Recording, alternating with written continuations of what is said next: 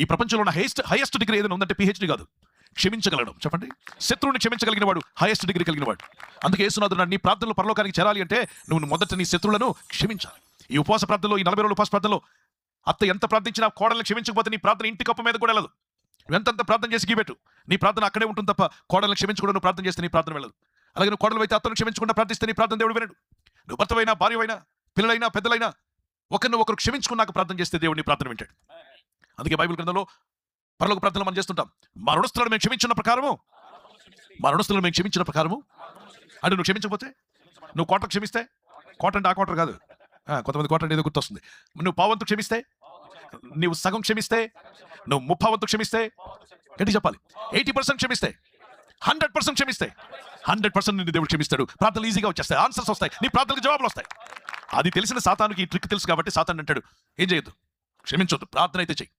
ఎవరిని క్షమించనక్కర్లా, వాళ్ళు నిన్ను అలా అన్నారు, ఇలా అన్నారు, ఏమన్నా పర్వాలేదు, క్షమించమన్నాడు ప్రభు. కానీ సాతాను అంటాడు, అంత మాట నాకు నువ్వు ఎలా క్షమిస్తావు, నిన్ను ఇంత బాధ పెట్టక ఎలా క్షమిస్తావు, ఇంత ఘోరంగా నీ దగ్గర డబ్బు తీసుకుని మోసం చేసాక ఎలా క్షమిస్తావు.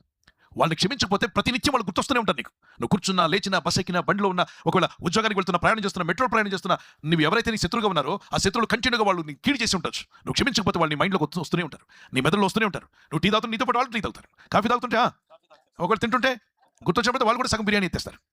ఎందుకని నువ్వు క్షమించలేదు కాబట్టి. ఇది తెలిసిన యేసయ్య అన్నాడు, నువ్వు క్షమించు, అప్పుడు నీ ప్రార్థనలు క్షమించబడతాయి. ఈ 40 రోజుల ప్రార్థనలు మీరు క్షమించకుండా చేయండి, మీ ప్రార్థనలకు జవాబు రాదు, మీరు ఎలా ఉన్నారో అలాగే ఉంటారు. కానీ మొదటి రోజు, రెండో రోజు, మూడో రోజు నుండి మీరు క్షమించి ప్రార్థన చేయడం ప్రారంభిస్తే మిగిలిన అన్ని రోజులకు ప్రార్థనకు జవాబు రాబోతున్నాయి, ప్రార్థనలకు జవాబులు వస్తాయి. Forgive, you will be forgiven. ఒకవేళ నువ్వు మనశ్శాంతిగా, సమాధానంగా బతకాలంటే వెంటనే క్షమించు. లేదా అశాంతిగా బతకాలనుకుంటాను, డిస్టర్బ్డ్గా బతకాలనుకుంటాను, డిసప్పాయింటెడ్గా బతకాలనుకుంటే ఎవరిని క్షమించొద్దు. కక్ష పెట్టుకోకుండా క్యాన్సర్ వచ్చేదాకా అలా వద్దయ్యా, ఏ క్యాన్సర్ రాకూడదు, ఏ రోగం రాకూడదు, నేను హ్యాపీగా ఉండాలంటే వెంటనే చెప్పేది గట్టి చెప్పండి, క్షమించాలి. నోరు జారీదా అని ఉంటారు, క్షమించండి. దేవుని వాక్యం సెలవిస్తారు, కింగ్డమ్ కీస్ అవి. నువ్వు క్షమించకపోతే నీ ప్రార్థనకు జవాబు రాదు. కింగ్డమ్ కీస్ లో ఫెయిత్ అనేది ఒకటి అద్భుతమైనది. ఈ మాటలతో నేను మీ జ్ఞాపం చేస్తున్నాను, ఖడ్గదారును తప్పించుకున్నారు.